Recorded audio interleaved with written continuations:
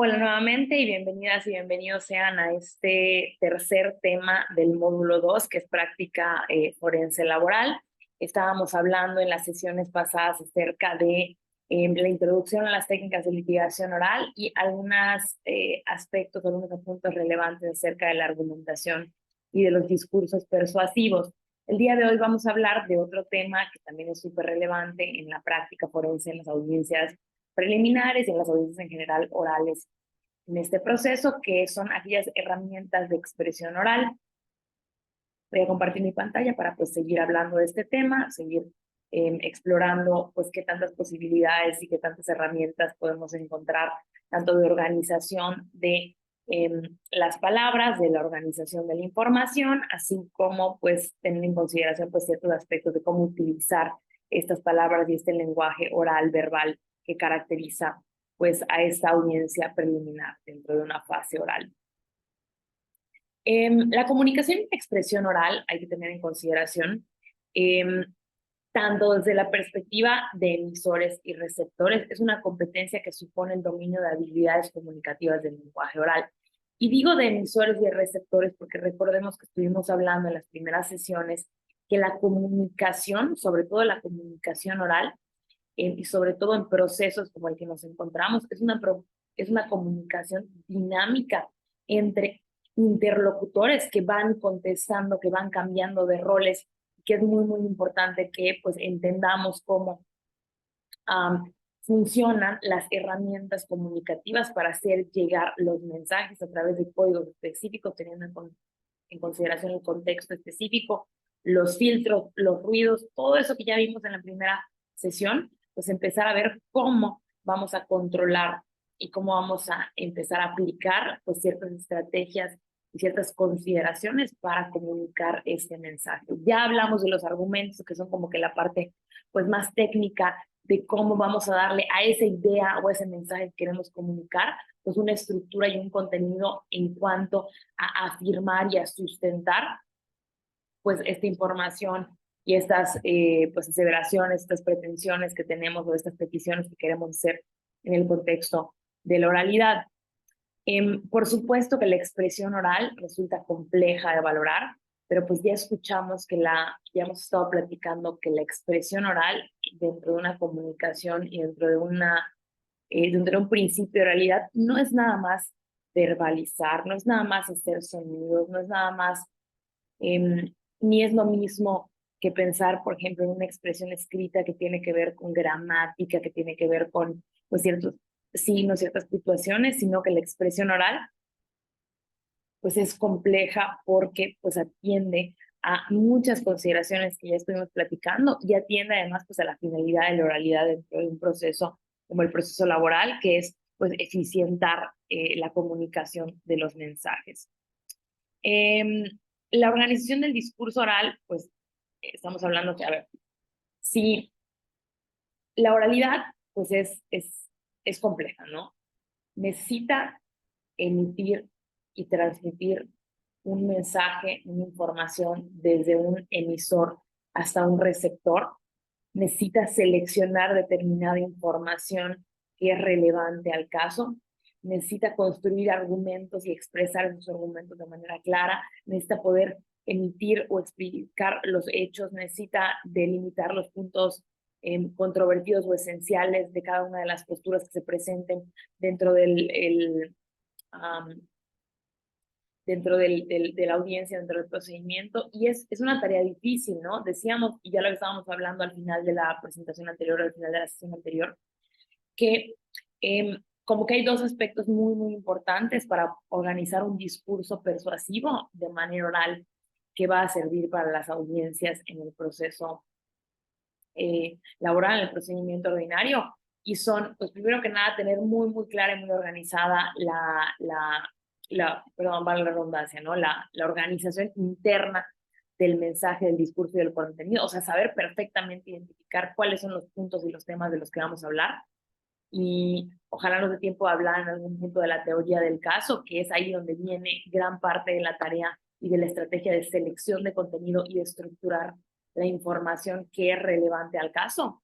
Y luego viene un segundo orden que es el orden externo, que ahora sí es cómo vamos a acomodar el mensaje, cómo vamos a dividir las partes o los momentos del mensaje y del discurso ya en una audiencia, porque tenemos que tener en consideración que una vez que ya hemos hecho la selección de la información, los argumentos que corresponden a esa información, pues bueno, hay que planear cómo los vamos a exponer porque no tenemos un tiempo ilimitado, porque tenemos a un juez que va a poder medir, guiar y regular las intervenciones de las partes, tanto en la audiencia inicial, preliminar como en la audiencia juicio oral.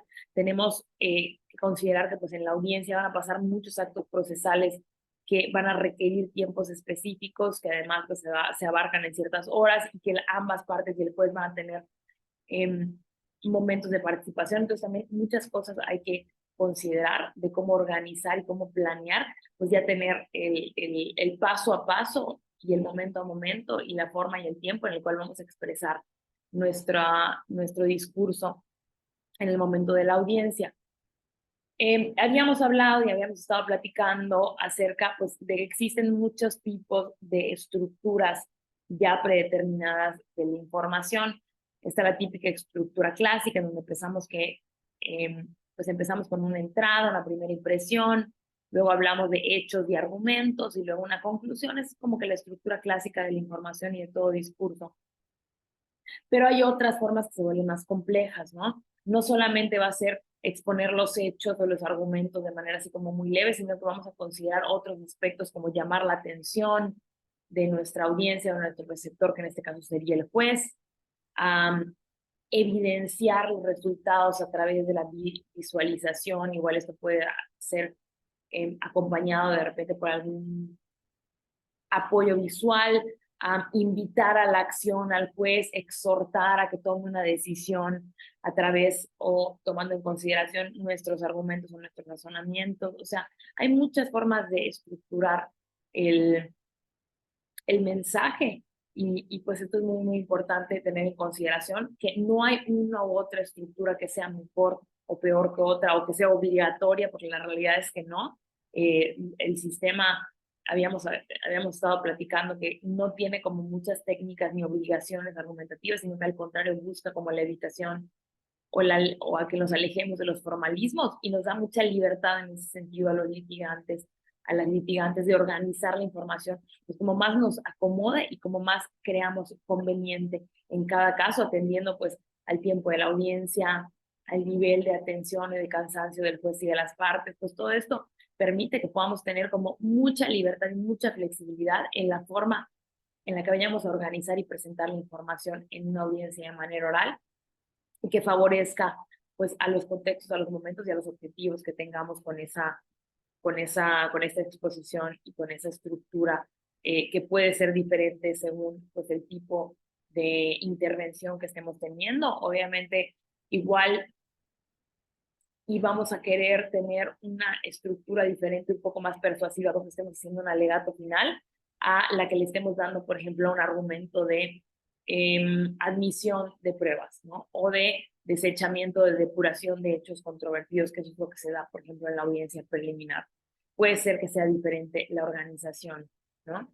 Puede ser que, por ejemplo, por decir algo, en una audiencia preliminar, donde busquemos, primero que nada, en un momento, depurar la información o los hechos controvertidos, pues querramos adoptar una estructura más clásica, en donde empezamos presentándonos, narramos cuáles son los hechos que a nuestra consideración son aquellos que son controvertibles y que pues sucedieron en determinado momento, argumentando por qué deben de quedarse, por qué son relevantes, motivos y razones por las cuales debemos de considerar que todos y cada uno de esos hechos que narramos están dentro de la controversia, son motivo de la litis, y finalmente pues concluir con una petición o con el cierre de una idea para el tribunal. Puede ser eso, ¿no? Pero después, cuando estemos haciendo en un juicio oral un alegato final, pues de repente queremos ponerle algún tipo más o algún elemento más a la estructura. Queremos que tenga además una satisfacción. Queremos que tenga una acción. Queremos que tenga, por ejemplo, un sumario. Si son muchos argumentos, porque son muchos temas o muchos hechos o muchos niveles diferentes de argumentación, y bueno, supongamos que en una audiencia están discutiendo pues varios temas jurídicos, varios supuestos o varias pretensiones de alguna de las partes y pues vimos argumentos correspondientes a cada una de esas pretensiones específicas, pues igual y vale la pena que pues en esta estructura de un alegato final en juicio oral, pues le agreguemos una parte que sea hacer un sumario o hacer un resumen de todos y cada uno de los puntos importantes que se vieron y luego pues una conclusión invitando a la acción o a exhortar o a pedir por parte de nosotros hacia el tribunal. O sea, va a depender muchísimo la estructura que escojamos para expresar la información y organizar la información que se va a desahogar de manera oral ante el juez. Va a depender mucho de pues la cantidad de la información, la calidad de la información, el tiempo y pues nuestros objetivos específicos.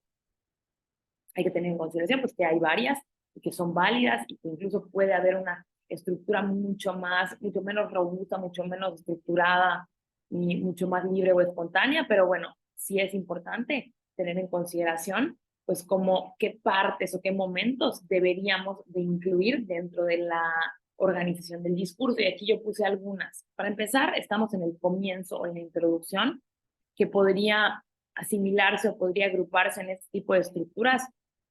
Por ejemplo, aquí, ¿no? En exodium o entrada, petición o propuesta, llamada de atención, todo eso podría ser alguna forma o alguna manera de comenzar o de hacer una introducción a nuestro discurso. Este comienzo o introducción lo que tiene es que contiene la presentación inicial y aporta un impacto significativo a los efectos de la eficacia final, ya que presenta una fase en que el receptor, que es el juez, se hace una idea previa de aspectos esenciales de la persuasión. Igual y en esta parte o en este momento todavía no hay mucho contenido, pero el juez ya está recibiendo ciertos mensajes acerca de cómo va a ser o qué esperar a lo largo de toda la exposición o todas las intervenciones del litigante, sobre todo si es la primera vez que comparecemos de manera oral ante este juez. Pues es muy importante y tiene muchas funciones la introducción. La primera sería causar justo, ¿no? Una primera impresión del orador, que el juez vea la habilidad, el empeño, la capacidad creativa, el espíritu, los valores incluso que puede presentar en la audiencia, en la vida, este orador. Y es muy importante porque obviamente mientras mejor y más fuerte empecemos y mostremos más habilidad, más empeño, más pasión, más compromiso, pues el juez tendrá una mucho mejor impresión de entrada y nos hará más caso y no nos subestimizará y de repente se puede ayudar pues a superar ciertos perjuicios que puedan haber, no sé, y que se puedan derivar de muchas circunstancias, ¿no? De la edad, de la condición, del tono de la voz, de la vestimenta, del género, o sea, hay muchas situaciones que pueden generar ciertos perjuicios o prejuicios, perdón, hacia el juez para con el litigante, del juez para el litigante o hacia el litigante. Que pues este primer momento de introducción es muy, muy importante para empezar a dar una buena primera impresión, con muchos otros elementos que no tengan que ver o no atiendan a estas razones que ya dijimos, sino más bien que pues demuestren habilidad, demuestren compromiso, demuestren estudio, demuestren preparación y que pues causen un buen primer comienzo de esta relación oral que habrá en la audiencia. Luego también tiene una función la introducción que es que titula o enmarca el discurso, va empezando a dar las ideas claves del discurso. Digo, igual y todavía no está la información fuerte, pero sí podemos decir ciertas palabras o ciertas frases iniciales que engloben aquello que vamos a necesitar, ¿no? Si la introducción es una introducción que tiene que ver con la depuración de hechos o pruebas, bueno, pues empezar con una frase importante, ¿no? Como que ahora vamos a hablar acerca de los hechos y los hechos que van a entrar son los que vamos a presentar nosotros y son los relativos a estos tres aspectos. No lo sé. Hay que empezar a dar información acerca pues, de las ideas bases que van a transmitirse en el resto del discurso. Y pues se crean expectativas que creo que están muy relacionadas con las primeras impresiones. Buscamos una buena predisposición del juez para escucharlo, ¿no? Queremos que cuando menos haya curiosidad, haya conexión, haya, bueno, o sea, cualquier cosa que sea que predisponga al juez a escucharnos, ya sea porque lo vamos a entretener, porque les va a gustar cómo vamos a hablar, porque se le hace que somos inteligentes, estamos bien capacitados, porque tenemos buen humor, cualquier cosa que pueda ayudarnos a crear una expectativa, nos va a ayudar a que el juez tenga una predisposición a escucharnos de manera mucho más atenta que si no hubiera esta expectativa.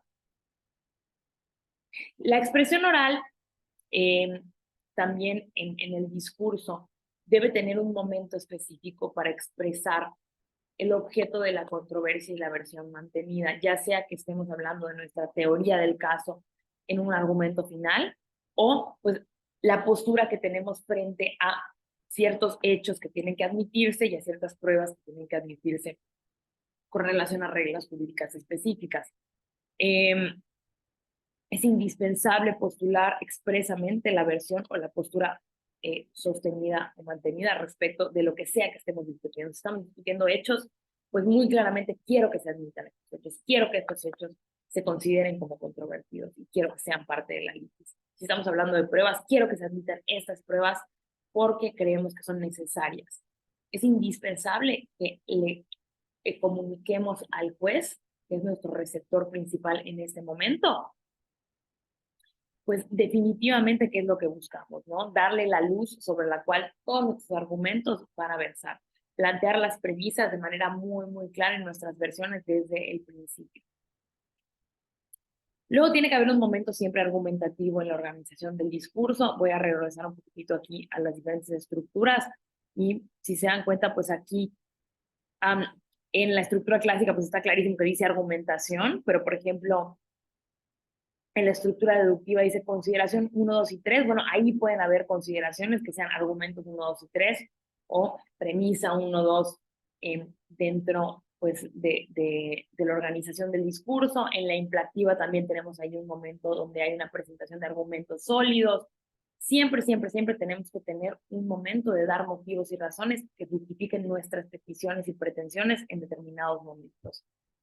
Y pues obviamente hay que también tener en consideración que atendiendo a lo que decíamos la sesión pasada de que los argumentos pueden tener como dos motivos principales que están dirigidos a fundar y a dar razones de la prevalecencia de nuestras pretensiones o de nuestras posturas.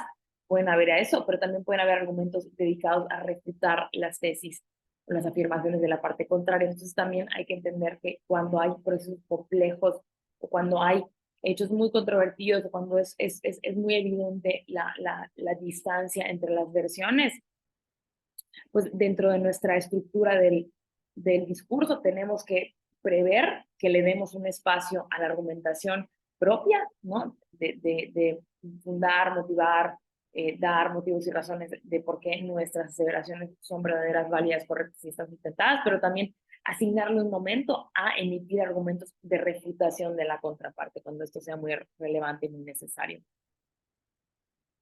Y luego tenemos que tener siempre un momento para cerrar el discurso. Volvemos a esto, ¿no? A veces podemos cerrar pues con la conclusión como tal y luego a veces podemos cerrar con una acción y con una visualización de cómo se satisfacen o no las necesidades o los requerimientos de nuestra petición. Siempre hay que tener pues esta versión final de concluir con un resumen de los puntos importantes, de resaltar el vínculo entre la posición mantenida, los argumentos principales y su apoyo. Este momento de la conclusión es una fase idónea u oportuna para reiterar la petición. Entonces, si yo partí de la premisa de que quiero que se admitan unas pruebas y luego di motivos y razones sobre por qué esas pruebas tienen que ser admitidas, cuando yo vaya a la conclusión, reitero mi solicitud de que sean admitidas estas pruebas. También podemos utilizar una frase atractiva que vuelva a conectar, que llame la atención del juez, que lo mantenga como en esta expectativa de lo siguiente. Todo esto es muy importante. Luego, cuando hablamos de comunicación, sobre todo oral, hay un término o un concepto que es el estilo de la comunicación oral. todos podemos tener en consideración, y todas las personas pues, podemos entender que la comunicación siempre, siempre, siempre va a tener diferentes elementos, ya los vimos. Siempre en la comunicación va a haber un receptor y un emisor, siempre va a haber un código, siempre va a haber un mensaje, siempre va a haber un contexto. Vimos que hay muchos axiomas de la comunicación, todo es comunicación, vimos que siempre hay pues diferentes componentes de lo que se comunica.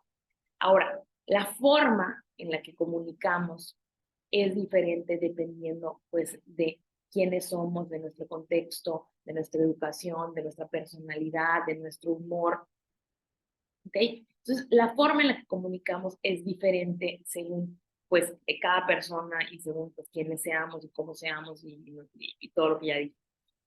Entonces, el término de estilo procede del latín stilus, que sería cincel, que con el cincel como que se firmaban o se marcaban las obras, las cerámicas, um, en la antigüedad, y hoy en día ese estilo, pues así como el cincel deja una marca, pues el estilo es la marca personal del orador, representada a través de la forma en la que me expreso concretamente con mi lenguaje verbal, o sea, cómo hago uso del lenguaje verbal, pero también cómo hago uso del lenguaje no verbal, y vamos a hablar en las siguientes sesiones acerca, bueno, hoy, de cómo se puede usar y cómo se debe usar y cuáles son las expectativas incluso dentro de un estilo que tiene un espectro pues, muy amplio de comunicación, cuáles son las expectativas de comunicación verbal, del lenguaje verbal y del lenguaje no verbal en las siguientes sesiones. Entonces, bueno, cuando hablamos de estilo, hay ciertos componentes o ciertas sí, situaciones que ameritan cierto estilo y que vamos a definirlas y vamos a hablar de cuáles son las expectativas de que nuestro estilo adopte ciertos estándares o ciertos límites dentro de cada uno de nuestros rubros. Entonces, el estilo tiene que ver con la marca personal. Todos lo hacemos de manera diferente o muchas personas podemos hacerlo de manera diferente, pero no quiere decir que no haya ciertas pautas para que ciertos componentes del uso del lenguaje verbal eh, alcancen estándares dentro de ese estilo que es diferente. Y de eso vamos a hablar ahora. Entonces, eh, cosas que tener en consideración. Dentro del estilo, o sea, en el espectro de las diferencias de estilo entre los diferentes oradores, siempre hay que considerar que va a haber una variedad léxica. O sea, va a haber, eh, vamos a medir cómo es la o cuánta es la variedad del uso de palabras en la exposición de un discurso. ¿Qué se espera de un orador, independientemente del estilo? Que haya riqueza en el uso de las palabras, que se aludan diferentes palabras a través de diferentes nominaciones, o sea, los mismos conceptos, pero que se utilicen a través de diferentes nominaciones, que sugieran matices connotativos. Entonces, no es lo mismo utilizar palabras pobres, ¿no? O escasez de palabras que no tengan matices diferentes dentro de la argumentación.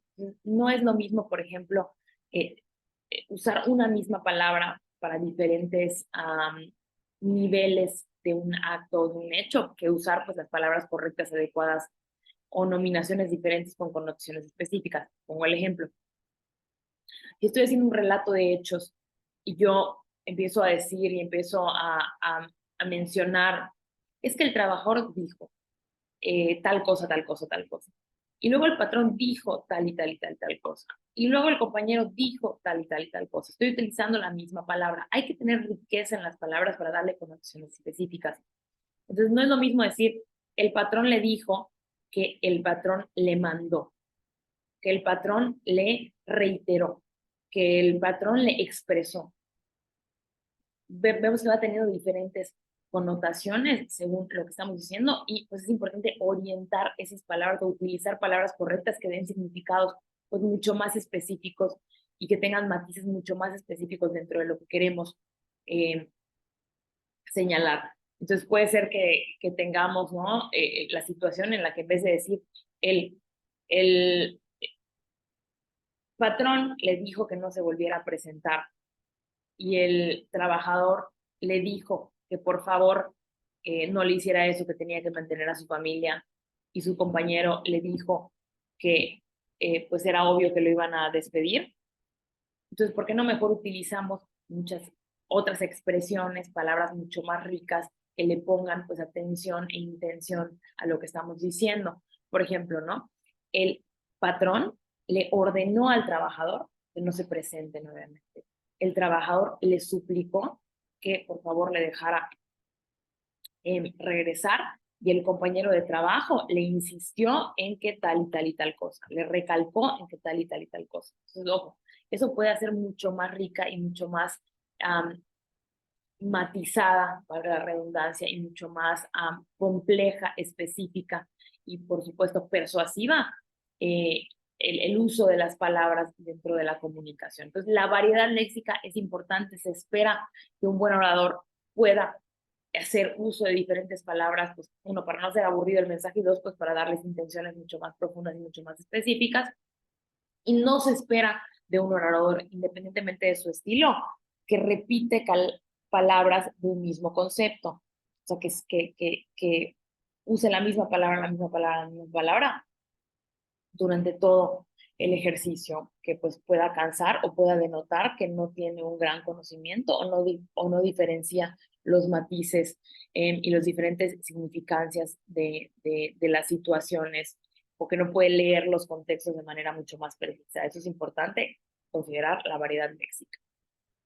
Luego tenemos la cantidad de palabras por idea o concepto. Esto tiene que ver con la elocuencia, que en el sentido estricto atribuye no solo la variedad, sino también la cantidad de palabras que se usan en el discurso. Entonces, la variedad léxica tiene que ver con la riqueza, utilizar diferentes palabras para darles significados específicos.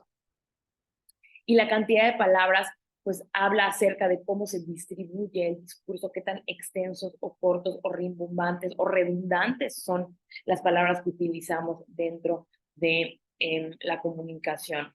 Que no es recomendable adoptar un estilo comunicativo que presente parquedad en las palabras, o sea, escasez de palabras. No vale la pena optar, decir, ah, bueno, es que voy a usar nada más no sé, frases súper cortas, y voy a planear que mi discurso nada más tenga 5 párrafos, y esos 5 párrafos los voy a repetir.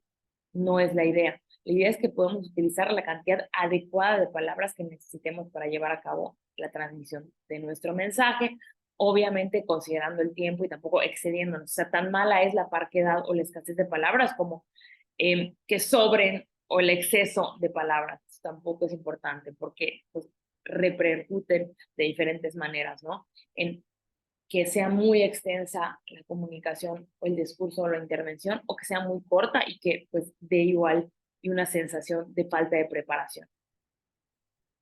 Vamos a ir hablando más de eso. Otro aspecto a considerar acerca pues de cuando interpretamos o analizamos el estilo de cada orador o cada litigante es la formalidad o la gravedad en el mensaje. Un estilo elevado, un estilo personal elevado de este aspecto impone cierta ritualidad y palabras o recursos precisos. Tiene que ver mucho con el manejo de la variedad léxica. Si no podemos distinguir qué tan precisa es el uso de una palabra para un fin específico, para causar un sentimiento o pintar una situación, un contexto específico, pues muy difícilmente vamos a poder dotar pues, de cierta gravedad al lenguaje. Y también tiene que ver un poco con cuando utilizamos tecnicismos que son propios de la responsabilidad de determinado contexto. Es obvio que si estamos en un contexto en el que, ya lo decíamos, los representantes, nosotros como litigantes, tenemos que ser abogados, licenciados en Derecho, titulados, que conozcamos ciertas palabras, ciertas cuestiones para ejercitar o para ayudar a ejercitar a nuestros clientes una debida defensa. Pues entonces el hecho de que conozcamos pues la jerga, los tecnicismos, la palabra y las formalidades del procedimiento, pues lo que hace es que adecua nuestro estilo, independientemente de cuál sea, aunque yo soy una persona que habla de manera mucho más coloquial y tengo otros compañeros o compañeras que hablan, pues de repente de una forma más formal, o sea, para la redundancia, ¿no? Con un estilo más formal. La formalidad se puede conseguir, se puede alcanzar, no por el uso de palabras rimbombantes, sino por la adecuación de las palabras precisas que se tienen que usar de acuerdo a nuestro rol desempeñado. Que nuestro rol pues siempre será el de poder defender y asesorar, representar jurídicamente a una persona adecuadamente, llevar su defensa dentro de un procedimiento y poder estar a la altura de comunicar con palabras precisas que atiendan a esta necesidad o esta jerga o este lenguaje técnico jurídico, que no tiene que ser engorroso, volvemos a lo mismo, principio de publicidad, principio de sencillez, pero sí precisión en el lenguaje para demostrar que pues estamos capacitados para desarrollarlos y desempeñarlos en un contexto formal y en un procedimiento formal. Luego, pues también tenemos una expectativa específica que dentro del estilo de cada litigante, de cada orador, pues puede haber el que use más o menos figuras o tropos, figuras retóricas o tropos. ¿Qué se espera? Se espera que dentro de su estilo personal, el litigante, el orador, pueda utilizar pues de manera generosa alguna que otra figura retórica o tropo que constituya el determinado ornatus, pues es como una ornamentación o una decoración del lenguaje en el uso de la retórica, que lo que le da, pues sí es eficacia, pero también le da belleza y le da persuasión al lenguaje. Entonces, yo creo que en los procesos jurisdiccionales no hay que abusar de las figuras ni de los tropos, porque incluso pues tampoco queremos que parezca que no estamos tomándonos en serio o no queremos ser claros en el mensaje, pero pues está bien utilizar pues alguna que otra expresión que pues de repente le dé también carisma y personalidad en nuestro discurso, ¿no? Porque luego a veces los discursos jurídicos pues pueden ser así como que muy serios, muy formales y necesitamos algo que llame la atención del tribunal, que denote nuestra personalidad. Entonces, a mí me gusta mucho cuando hablo como de estilos de oratoria. Recuerdo mucho a un compañero de la escuela que pues utilizaba mucho como la personificación, los símiles, las comparaciones en su lenguaje, en su lenguaje cotidiano. Entonces de repente estaba hablando así como que súper formal, porque además él era un excelente orador. Recuerdo que era así como que el mejor promedio y todo el tiempo estaba en concursos y en simulaciones de juicios. Era excelente, pero de repente estaba así como que muy formal y decía que no te salga el tiro por la culata o cosas así, ¿no? Eh, no vas a agarrar la sartén por el mango, como que utilizaba muchas expresiones que pues de repente le daban personalidad a su discurso, ¿no? Y entonces reflejaban su estilo personal y pues mostraba también la capacidad de poder salirse como de discursos muy cuadrados o de formas de argumentación como muy cuadradas, aburridas, sin personalidad. Y eso hay que hacer, ¿no? Hay muchas figuras retóricas que podemos utilizar para ayudarnos a darle como esta, pues como esta, sino como este plus, como este adorno a nuestra comunicación, a nuestro lenguaje. Como por ejemplo la metáfora, esa es muy buena, es muy bella, muy bonita. La identificación de un objeto real con otro imaginario a partir de una relación de semejanza. Este lugar es un paraíso, ¿no? Esa relación era un paraíso. Eh, el símil o la comparación, relación explícita de la semejanza entre dos elementos, hipérbole, exageración de algún rasgo, magnitud por aumento, disminución, ¿no? Entonces podemos decir, el trabajador pues llevaba muchos años, miles de años esperando. Digo, no es que sea una cosa literal y exacta, pero sí le da como cierta, pues sí, cierta personalidad, cierta atención y cierto adorno al uso pues, del lenguaje. Ojo, no es ser rimbombantes, ni dramatizar, ni disfrazar, ni sustituir los argumentos por las figuras retóricas, no es eso. Pero es de repente hacer uso pues, de estos elementos no convencionales, de usar palabras para otorgarles mayor expresividad, vivacidad, belleza y pues generar atención, conexión y también transmitir pues cierta personalidad dentro de nuestros discursos. Otro nivel que tenemos que tener en consideración, o otro elemento que tenemos que tener en consideración sobre pues, el estilo que pueda adoptar cada litigante, cada orador, es el nivel de vehemencia en las palabras. La vehemencia es pues, qué tanta pasión o qué tanta energía le ponemos a la forma en la que estamos expresando esas palabras, verbalizando esas palabras, y le puse ahí como un director de orquesta que está así como que se ve el ímpetu. Y como que se ve, ¿no? La pasión, el momento en el que está haciendo uso de, o haciendo, o realizando su actividad. Y se nota cuando está comprometido alguien con las palabras que está diciendo. Eso es lo que tenemos que denotar nosotros también. Que si estamos diciendo algo, lo estamos diciendo porque lo aceptamos o lo rechazamos. No se recomienda demostrar desapego o falta de implicación emocional en lo que se defiende o se rechaza. Entonces, no es lo mismo decir, es que él merecía esas vacaciones, a decir, él merecía esas vacaciones. O sea, es diferente. Hay que mostrar apego, implicación, rechazo o aceptación de eso que estamos diciendo, ¿no?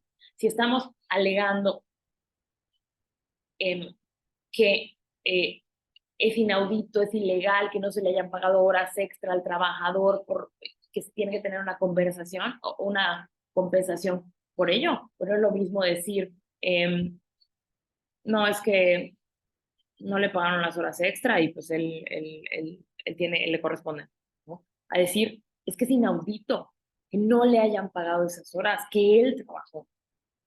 Entonces es diferente el nivel de demencia, de ímpetu, de pasión y de relación y conexión que le ponemos a las palabras por cómo las decimos. Un autor de apellido Grigelmo dice que un buen estilo tiene claridad, ¿sí? Pero también tiene otras cosas, tiene humor, tiene ironía, tiene ambiente, tiene orden, tiene sorpresa, muchas cosas, ¿no?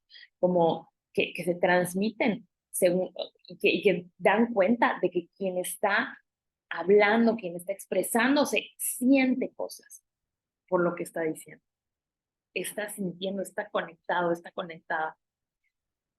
Por el contrario, un mal estilo, una mala expresión tiene pobreza en la expresión, pues es muy reiterativo, no busca formas eh, creativas, ni diferentes, ni nuevas, ni alternativas de cómo decir las cosas y cómo hacer llegar el mensaje, redunda mucho en los mismos temas, es aburrido, no tiene humor, no tiene ironía, no tiene nada, no tiene inflexiones, no tiene sentimientos, no demuestra o no deja claro si acepta o rechaza, si está de acuerdo, si está ofendido, si le causa pues algún sentimiento o algo.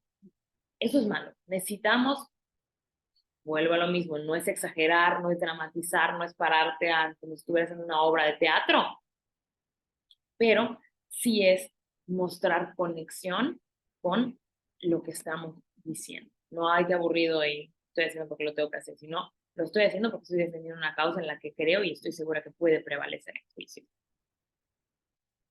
Y bueno, ¿no? Eso es un poco como que lo que se espera. Dentro de eso, pues puede variar el estilo. Puede ser que mi estilo de darle un nivel de vehemencia alto a las palabras o a los discursos, pues sea tener humor, o tener ambiente, o tener orden específico. Y puede ser que la de otras personas sea tener, no sé, ironía, o sea, tener sarcasmo, o utilizar otra forma de conectarse con la audiencia y con el mensaje, pero bueno, se espera tener ciertos niveles de vehemencia, y así sucede con todos estos elementos que ya hemos estado analizando. Y bueno, para construir un discurso que se va a expresar en una audiencia, conviene seguir unas ciertas reglas. Entonces ya hablamos de, a ver, diferentes estructuras que se pueden adoptar, que tengan necesariamente en algún punto una introducción, la expresión de cuáles son los hechos controvertidos o las posturas, una argumentación y una conclusión. Luego hablamos de que en la expresión oral pueden haber diferentes estilos y lo que se espera del estilo de cada orador. Puede variar, pero se esperan cuando menos ciertos niveles de alcanzar una versión aceptable o un estándar aceptable de situaciones que tienen que ver o que rodean al estilo que puede tener cada litigante. Y ahora vamos a hablar de algunas reglas que son reglas no escritas. Ojo, ¿no? Cuando hablamos de técnicas de litigación, ahora hablamos de buenas prácticas, de recomendaciones, pero no de reglas formales que si no las cumples o que están escritas como muy expresamente en los códigos, no. Pero bueno, son algunas reglas persuasivas del discurso que vale la pena adoptar como a manera de buena práctica y de recomendación, pues para que cuando estemos organizando la información y pensando cómo decirla ante el tribunal, pues las tengamos en consideración y nos acotemos a ellas. La primera es atraer la atención. Supone construir el discurso mediante elementos que provoquen atracción y amenidad, lo cual conlleva luchar para no producir tedio, presentar activamente el discurso, especialmente en la entrada y en la conclusión. Entonces, a ver, esto es muy, muy importante. Tenemos que tener en consideración que hay que llamar la atención. O sea, sabemos que pues, muy diferente es como pasa, por ejemplo, en Estados Unidos, que tenemos un juicio por jurado, y donde ahí sí todo es persuasión y todo es llamar la atención, y es la elección, la decisión de los casos entre pares totalmente, y pues prevalece mucho el que el abogado pues tenga que estar así, haciendo ademanes y desplazándose por la sala y llamando la atención de muchas formas del jurado. Eso no sucede ni es pues así de relevante aquí en nuestro sistema jurídico y pues también en esta práctica laboral, pero sí hay que tener en consideración que hay momentos en los que tenemos que llamar la atención del juez porque es quien va a resolver y va a resolver además de manera inmediata en ese momento, entonces no va a haber oportunidad, cuando menos como regla general, en el desarrollo natural de la audiencia, de que si no escucha algo, pues digo, igual te dice, oye, repítemelo, pero si se le va, ya hasta se le fue y no va a poder volver a leer, por ejemplo, o a ver el video de la audiencia para ver cómo resolver mejor. Entonces también la atención es algo que tenemos que tener en consideración para que el juez pueda tomar resoluciones eh, alineadas finalmente a los argumentos que sí estamos expresando en el juicio. Y hay algo aquí muy interesante que tiene que ver con los momentos en los cuales tenemos que hacer o aprovechar un momento específico para llamar la atención o para atraer esa atención del tribunal, y son en la entrada y en la conclusión de cada discurso. Hay unos conceptos que se llaman primacía e inmediatez. No puse aquí la gráfica, pero bueno, síganme por aquí. Supongamos que tenemos una gráfica donde aquí está la primacía y aquí está la inmediatez. La primacía y la inmediatez nos dicen cuándo son los momentos que vale la pena incorporar información relevante o estrategias de llamar la atención de las partes. Vamos a ver por qué. Primacía quiere decir a lo primero que escucha el receptor.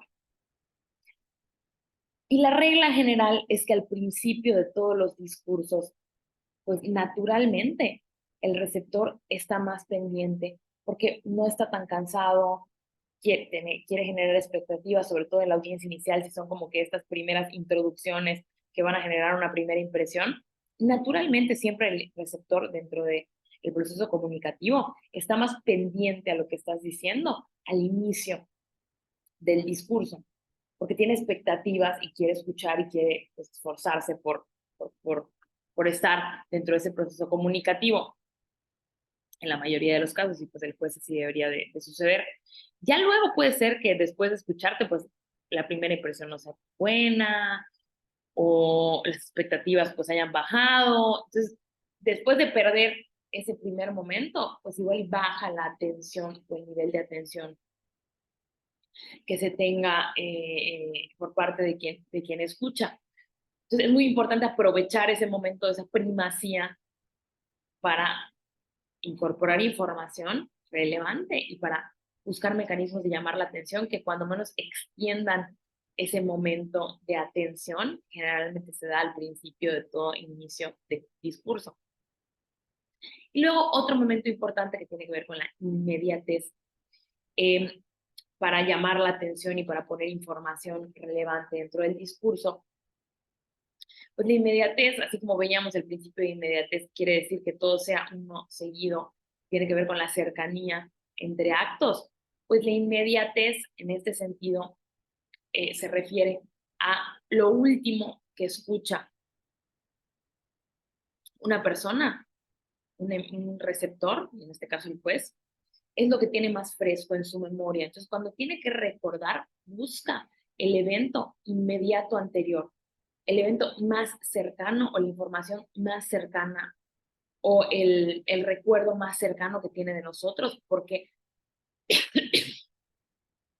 lo último que escuchó, en teoría, es lo que más se queda dentro de la memoria. Así que hay que aprovechar para llamar la atención y para poner información importante dentro del discurso, cuando más nos están haciendo caso y cuando más se van a acordar. Entonces, primacía, cuando más atención hay, inmediatez, cuando más memoria hay, porque está más cercano en el tiempo, en la reconstrucción del proceso de volver a buscar la información en este uso de la memoria.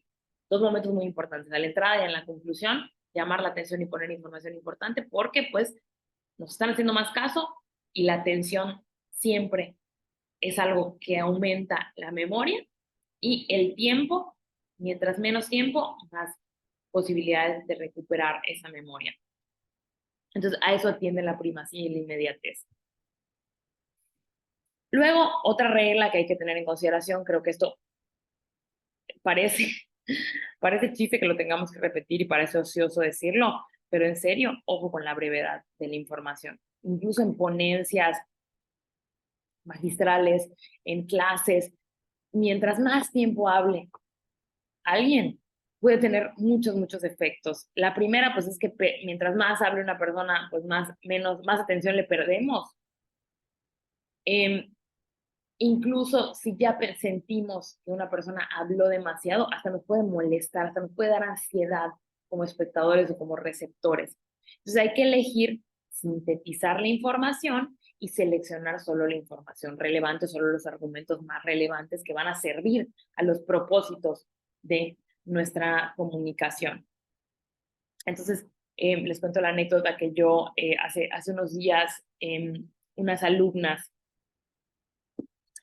en mi clase organizaron un evento y me pidieron la hora de mi clase. El papá de una de ellas es, es abogado, pero especializado en la materia fiscal, en impuestos, y es socio de un contador. Entonces organizaron una plática para promover la cultura tributaria entre los jóvenes y las jóvenes de la universidad ahí en donde doy clases. Y bueno, me pidieron mi hora de clase para que pueda yo llevar a mis alumnos, a mi grupo, a que asistiera a esa conferencia. Mi clase dura hora y media. Entonces, obviamente tienen una expectativa, las y los alumnos, de que no van a estar sentados más de hora y media. Y además siempre me piden 15 minutos antes, 10 minutos después de la siguiente clase. Entonces, al final terminamos teniendo, no sé, una hora 10 de clase todos los días que me toca con ese grupo. Entonces, la expectativa de estas personas es de no tener que estar atendiendo más de hora 10. Entonces, esta plática duró como hora y media. Entonces, se podía notar clarísimamente que las personas que eran los receptores de esa plática estaban ansiosos y estaban ya así desesperados, incluso algunos tenían ira porque ya querían terminarse porque su expectativa era la brevedad y la atención del tiempo que ellos querían disponer y podían disponer y estaban acostumbrados a disponer en determinados espacios. Entonces, pues esto me dejó mucho más claro de lo que ya lo tenía, que el exceso de contenido, y digo, obviamente eso fue un tema que pues, la selección del contenido también para la audiencia pudo haber estado mucho más resumido y mucho más sencillo porque eran alumnos de primer semestre y las pláticas y los conceptos pues eran muy, muy elevados o muy técnicos. Entonces habían como varios problemas ahí que generaron que la exposición se extendiera en el tiempo, porque no estaba sintetizada, había mucha información y la selección de la información también no fue la adecuada, lo cual generó pues que se extendiera en el tiempo, y pues ya de verdad, a la hora no había nadie que les estuviera prestando atención o muy pocas, todos estaban con sus celulares, ya había retirado la atención y los otros que no estaban tranquilos con sus celulares, ellos ya estaban ansiosos por salir, estaban así agarrando sus mochilas en la puerta, unos fueron antes porque de plano dijeron no tengo más tiempo que perder. Entonces es muy importante considerar, y nos pasa como abogados que nos encanta hablar, o sea, yo ahorita hablo y hablo y hablo y puedo hablar 1000 horas, pero no es lo mismo, por ejemplo, ¿no? Estar hablando mucho tiempo para explicar un tema detalladamente, pues, en un ambiente más controlado, donde ustedes pueden pausarme cuando se cansen y seguir en una audiencia en donde pues hay una serie de hechos y de actos procesales que se tienen que llevar a cabo y que pues no podemos ponerle pausa y genera mucho cansancio esto y hace muy cansada a las audiencias, entonces hay que exponer con brevedad, es una regla que tenemos que atender. Únicamente lo que sea relevante y necesario es lo que tiene que venir en la información y en el discurso. Y eso que es relevante y necesario, ¿cómo lo vamos a sintetizar de la mejor manera? ¿Cómo vamos a decir exactamente las palabras que sean las que tengamos? O sea, ¿cómo vamos a seleccionar las palabras exactas que tengamos que utilizar para que no nos sobren, para que no nos sobren palabras, no se nos extienda demasiado este momento del discurso? No se trata de ser escasos, no se trata de dejar de decir cosas por mantenerlo más breve, pero se trata de que lo que tengamos que decir intentemos resumirlo lo más posible.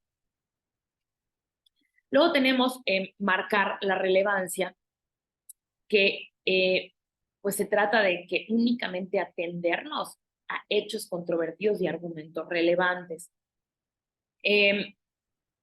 Vamos a hablar de cómo vamos a marcar la relevancia de hechos, derecho y prueba cuando hablemos de teoría del caso.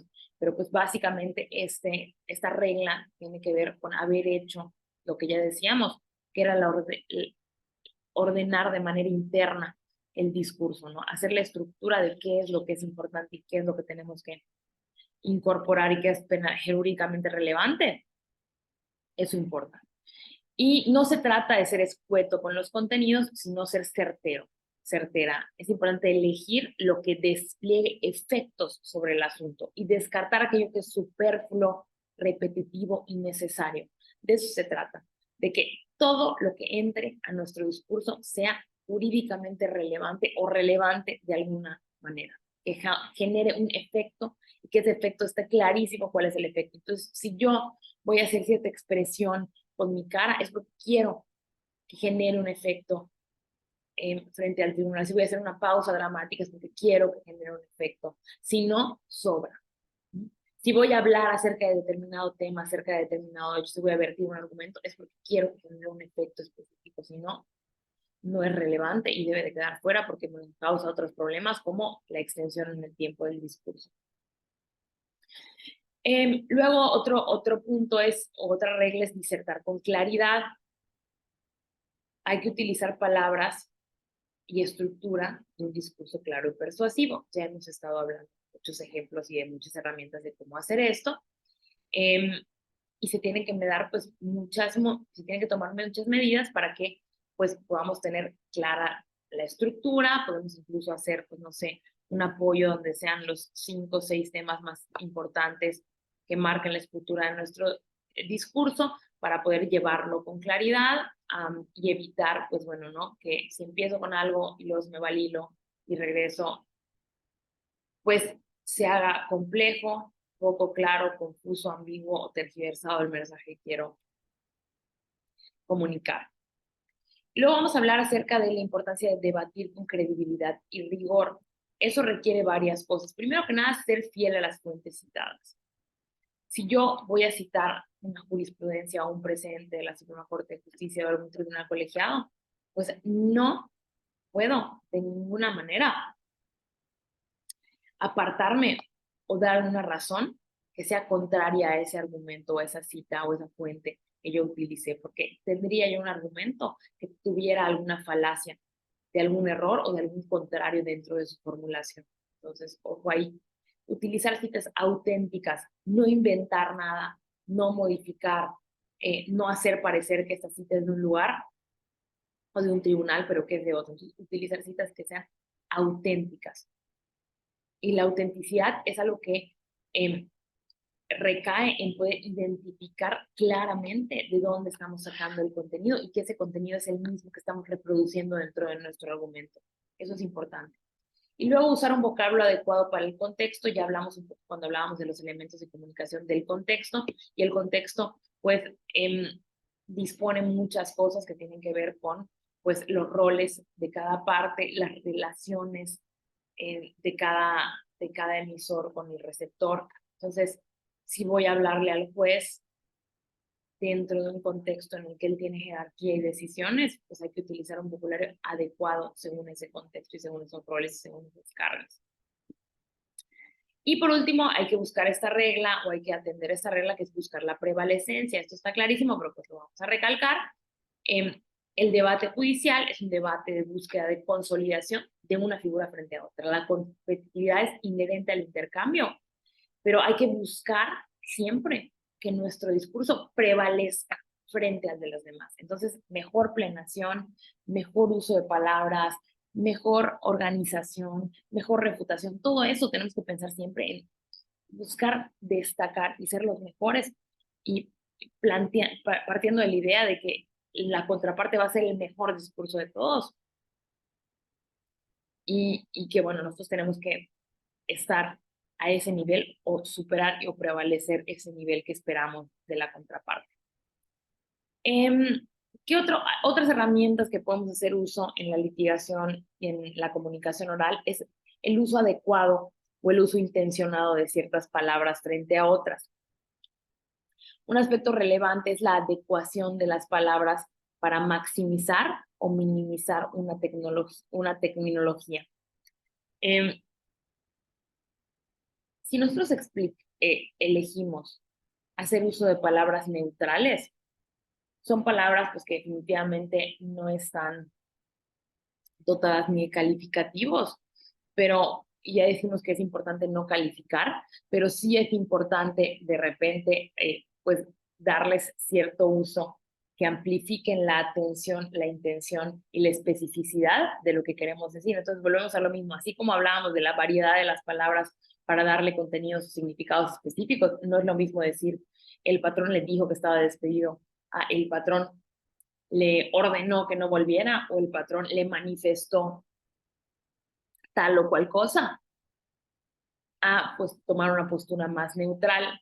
Entonces, las palabras las podemos utilizar o las podemos adaptar según si esa parte del discurso, esa parte del contenido, queremos amplificarla para que pues tenga una comunicación, un sentido más profundo, o si la queremos minimizar porque es una palabra fuerte o es una situación fuerte, que igual queremos que pase un poco desapercibida porque no nos favorece en el relato de la historia. Entonces, aquí hay un cuadro de cómo se puede ejemplificar el uso del lenguaje o de palabras neutrales frente a otras que amplifiquen o minimicen su significado, pues según lo que querramos pues, iluminar o lo que querramos resaltar va en la audiencia de juicio. Entonces, por ejemplo, si queremos decir que el señor X habla, eso sería neutral. Si queremos amplificar y darle como mucha más potencia, mucho más ímpetu, mucha más vehemencia a esa situación, pues entonces el señor X rompe su silencio, que finalmente es lo mismo decir que habló. Y si queremos minimizar el hecho de que él haya dicho algo, igual es algo que nos perjudica, pues el señor X aclaró ciertos aspectos. No hacerle énfasis en que habló, en que dijo, aclaró ciertos aspectos, minimizamos el impacto que tiene ese contenido. Supongamos que estamos en un juicio en el cual pues se está alegando que el trabajador reveló información confidencial y que con base en eso fue despedido. Un discurso neutral sería pues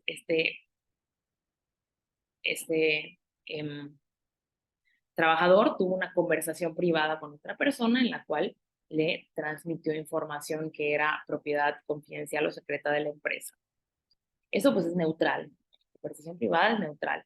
Ahora, si queremos amplificar el impacto sobre cómo se dio, las circunstancias en las cuales se dieron esas comunicaciones, entonces decir, el trabajador estaba teniendo una conversación secreta con otra persona o con un cliente. Entonces, vamos viendo cómo pues tienen diferentes eh, eh, pues alcances o amplitudes si se cambia una palabra o la otra, que al fin y al cabo pues lo que estamos narrando es lo mismo, pero el uso de las palabras amplifica o minimiza el sentido o el impacto que puedan tener esas situaciones. Otra cosa que es muy importante tener en consideración eh, sobre la comunicación oral es que hay que tener dignidad, ¿no? Tenemos la falsa creencia o pues el mal hábito de cuando estamos yendo a una audiencia oral, pues estamos como que asumimos que estamos yendo a pelear, estamos yendo a la guerra, vamos a llevar todo, yo voy a ganar, yo voy a prevalecer, ya me va a escuchar, no me voy a dejar pisotear, o sea, como que tenemos esas connotaciones de a veces ir como en un ánimo muy bélico a, a, a la audiencia, y hay que recordar pues, ciertas pautas de dignidad que creo que nos van a ayudar a pues, llevar de mejor manera toda nuestra conducta, que obviamente va a repercutir en la forma en la que expresamos, en las que nos expresamos de manera oral. Si seguimos pautas de dignidad que neutralicen o impiden ese sentido bélico o eviten ese sentido como con una connotación negativa de lo que vamos a decir o lo que vamos a hacer, pues creo que puede ayudar al flujo de la comunicación, y nuestra expresión oral pues definitivamente prevalecerá, mejorará y garantizará o procurará la fluidez de las relaciones de la comunicación en la audiencia. Hay que evitar plantear los hechos y el discurso como una competición personal, como un reto personal. No, o sea, al fin y al cabo, pues es una argumentación, es un discurso que tiene que ver con una situación jurídica que se tiene que resolver y se va a resolver conforme a la legalidad y conforme pues a otras reglas de interpretación, pero no es algo personal. No confundir el destinatario de los mensajes. A veces nos pasa que en las audiencias empezamos a hablar y le traemos pique a la contraparte y nos empezamos a voltear y empezamos a hablarle, y oye, no, es que tú... Y recuerda que quien va a decidir no es la contraparte, es el juez. ¿A quién nos interesa, sobre todo en la argumentación, en la expresión, en la toma de decisiones? En audiencia, que nos escuche y que les llegue el mensaje, y que tenemos que considerar su contexto y sus filtros y los ruidos que les puedan afectar, pues con el juez. Con la contraparte habrán otros momentos de comunicación en las que la contraparte será el destinatario o el receptor de nuestros mensajes, como por ejemplo en la conciliación. Pero en el momento de la audiencia, el destinatario o receptor del mensaje es el juez, y a él tenemos que dedicarle pues mucha atención en estos aspectos que se relacionen o que rodeen a la persona del juez.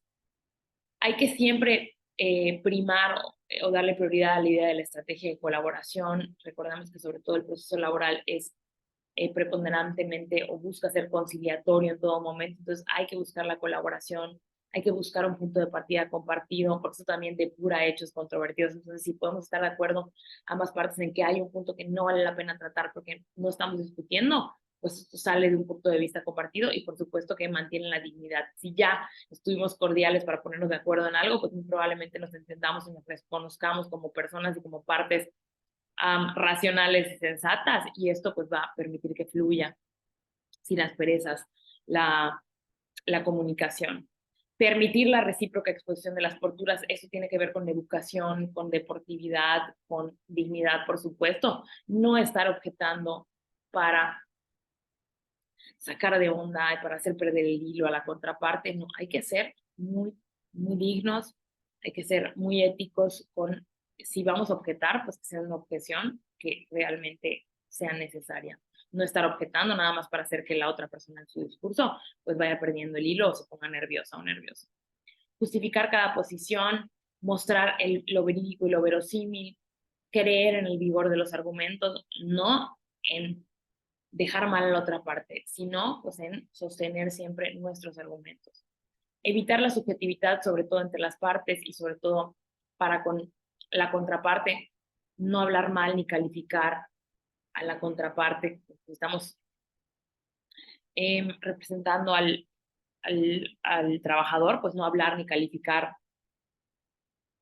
al patrón, hablar mal del patrón o calificarla, y siempre apoyar todo lo que decimos en evidencias, apoyos o pruebas o argumentos ofrecidos según las reglas que regulen el acto. Entonces también respetar las cargas de la prueba y atender a las dinámicas de las cargas de las pruebas. Y si vamos a expresar que la contraparte tiene la carga de la prueba en determinado momento, pues no, tampoco, también es hacerlo con dignidad, ¿no? Es, bueno, en este caso, la contraparte tiene la carga de la prueba y no lo está haciendo, y argumento de contradicción, pero no es echándole en cara, ¡ah! No probaste, no llegaste a tu carga de la prueba, no. Hay que tener en consideración que pues simplemente son formalidades y reglas que regulan ese acto y que aplican así hoy para ellos, mañana para nosotros, y pues siempre mantener esta dignidad. Y ya para terminar, pues hay unos aspectos que tienen que ver con superar el miedo escénico en la oralidad. Sentir miedo escénico no es lo mismo, ya decíamos, ¿no? Que poder redactar en la tranquilidad, en la paz y en la protección de la oficina, pues nuestros argumentos, nuestros escritos y nuestros discursos, a pues tener que hacerlo en tiempo real frente a un juez que además pues impone, frente a la contraparte que me pone nerviosa, frente al público que puede tener diferentes situaciones de que están hablando o de que hay alguien conocido, no sé. Es normal que haya un miedo escénico que se relacione con la expresión oral en audiencia, es normal. Siempre estamos pensando en, chin, ¿será que el juez esté predispuesto? ¿Será que yo voy a hacerlo bien? ¿Será que soy capaz? O sea, hay muchas cosas que nos pueden generar miedo escénico. El miedo o el temor a veces puede ser bueno porque nos mantiene en un estado de alerta, activa nuestro organismo, y el estar nerviosos pues nos hace estar súper pendientes y eso a veces nos puede beneficiar. Pero lo que queremos evitar, lo que sí nos va a afectar es cuando el miedo es excesivo, de manera tal que pueda provocar un descontrol al orador, o sea, que pierda el hilo del discurso, que ya no sepa reaccionar, que no pueda ser eficiente en sus procesos y en su actitud. Eso es lo que quiere evitarse, que el miedo escénico evite que nos podamos desempeñar de manera correcta. Y pues hay formas de detectar si hay o no miedo escénico, creo que esto es bastante obvio, pero pues, digo, nunca está de más poner ahí pues algunas herramientas de que si no hemos podido hacer este ejercicio intuitivo y de introspección de si nos está afectando algún temor o algún miedo y está causando consecuencias en nuestro desempeño, pues mira, aquí podemos detectar tensión de los músculos en hombros y cuellos, problemas con la movilidad, por ejemplo, que empiecen a temblar las manos, que tenga yo tics, por ejemplo, que me empieza a temblar el ojo. Eso pues se asocia con el miedo escénico, no necesariamente, pero pues sí puede estar asociado y pueden ser algunos síntomas, vamos a decirlo de esta forma, que nos hagan identificar que tenemos esta situación. Alteración en la caudal del aire, obviamente, si no hay aire, si hay como carraspeos, si sentimos como algún tipo de ataque de ansiedad, esto obviamente puede ser un reflejo del miedo escénico, y también puede ser el exceso de aire, que sintamos como muy abrumados y muy cansados y tengamos que estar suspirando todo el tiempo. La alteración en el caudal del aire también puede ser un reflejo del miedo escénico.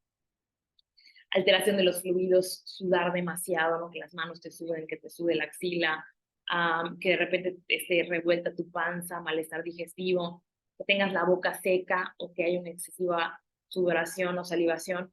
Todo eso tiene que ver con el miedo escénico. ¿Y qué va a pasar? Que tenemos que tener o tomar medidas para o combatir esos síntomas, ¿no? O cuando menos mitigarlos dentro de la audiencia. Si yo sé que se me pone muy seca la boca porque me da cierto nivel de miedo escénico, pues voy a llevar mi agua, voy a llevar mi suero, voy a llevar mis caramelos para pues, poder retomar el hilo y que esto no sea un impedimento en mi desempeño. También puede haber un síntoma del miedo escénico, pues modificaciones en nuestro aspecto, que nos ruboricemos, que estemos mordiendo los labios, que pues cambie nuestra actitud corporal, que estemos mirando al suelo. Todo eso para nosotros y para detectarlo a quien nos acompañe o quien sea nuestra contraparte, pues es importante tenerlo en consideración. Yo creo que las soluciones al miedo escénico se basan, o sea, porque hay soluciones, ya dije, podemos tomar muchas medidas para contrarrestar o disminuir los síntomas del miedo escénico. Combatir, contrarrestar o disminuir los síntomas. Y pues las medidas que tomemos para hacer esto tiene que ver con las causas, si son racionales o irracionales. Las causas racionales del miedo escénico parten o se basan en hechos objetivos, o sea, como por ejemplo la complejidad del pleito. Es obvio que si el caso es un caso muy grande, muy complejo, que nos representa, por ejemplo, um, mucha experiencia o mucha presión por parte de nuestros nuestros supervisores o de nuestros clientes, sean clientes muy importantes. Todo esto, pues es racional que tengamos nervio de llevarlo finalmente ante un juez y que se vaya a decidir y que seamos capaces o no de estar a la altura de la complejidad. Eso es normal. ¿Cómo se soluciona? Pues aplicando las técnicas que ya estamos hablando, teniendo la teoría del caso súper clara, trabajar en el fondo, interiorizar el discurso, memorizar el esquema del discurso o hacer de repente alguna ficha que nos ayude a recordar la organización del discurso, cumplir determinadas tareas. Eso es importante, ¿no? Mientras más estructura tengamos en ambas partes de la organización interna y externa del discurso, pues yo creo que va a ser mucho más fácil superar pues estos temas que tengan que ver con miedos objetivos. Mientras más seguros estemos, mientras más conozcamos un proceso, una causa, un caso, pues va a haber menor margen para este tipo de situaciones. Y ahora diferente es si las causas son irracionales, que tienen que ver con los miedos que se generan a partir de la construcción del pensamiento. Imaginar que uno hace el ridículo, imaginar que acontece alguna calamidad, perdón, o barbaridad dentro del, de la sala de audiencias. O sea, todo eso son cosas que no atienden a realidades o a hechos objetivos que ya se están dando en el caso, sino que atiende pues a miedos imaginarios o que vienen del pensamiento, que pues las soluciones que tenemos que darles son distintas. Por ejemplo, si de verdad estamos muy nerviosos porque tenemos como imaginaciones de que hacemos el ridículo y temas de autoestima y temas de poder conducirnos, pues igual tenemos que activar protocolos cognitivos para neutralizar esas ideas que pueden ser nefastas para nosotros, cuidar mucho el área cognitiva, hacernos, reafirmarnos, autojuicios positivos, el anclaje positivo, todo eso, o sea, buscar estrategias de bienestar, estrategias psicológicas que nos mantengan el autoestima arriba, que nos mantengan nos hagan mantener la calma frente a estos miedos irracionales. Y nada, ya seguiremos hablando de otro tipo de técnicas que se pueden utilizar para argumentar de manera específica en procesos jurídicos. Vamos a hablar de argumentación jurídica y luego hablaremos un poco de herramientas paralingüísticas y de lenguaje no verbal o lenguaje corporal que complementan a estas del lenguaje verbal. Muchas gracias y nos vemos.